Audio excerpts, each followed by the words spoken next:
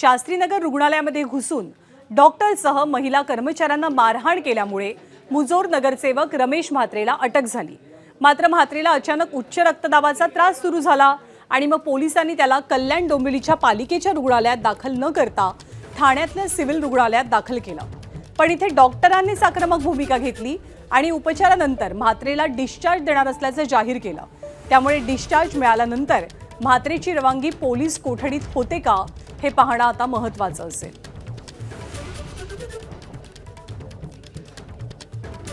तुम्हाला आठवत असेल जेव्हा काही मंत्र्यांवर आरोप झाले, जसं संजय राठोड असतील किंवा इतर मंत्र्यांवर आरोप झाले, त्यांना त्यांच्या मंत्रिपदावरनं पहिलं आम्ही काढलं होतं।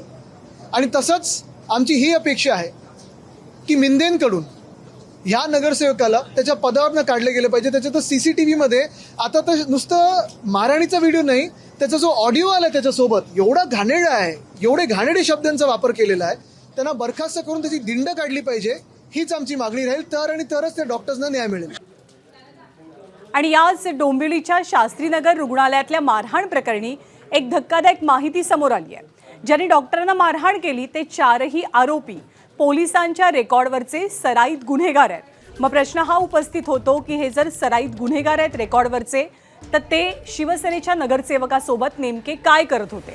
शिवसेनेच्या या नगरसेवकाला रमेश म्हात्रेला याची कल्पना नव्हती का की आपल्यासोबत असलेले लोक हे सराईत गुंड आहेत, गुन्हेगार आहेत? डोंबिवलीच्या शास्त्रीनगर रुग्णालयामध्ये रमेश म्हात्रे या नगरसेवकानं मारकुटेपणा करत डॉक्टराला आणि सोबतच महिला कर्मचाऱ्यांना मारहाण केलेली होती। या प्रकरणी रमेश म्हात्रेला अटक करण्यात आलेली आहे आणि आता याच प्रकरणातली धक्कादायक माहिती म्हणजे डॉक्टरांना मारहाण करणारे चौघेही जण पोलिसांच्या रेकॉर्डवरचे सराईत गुन्हेगार आहेत।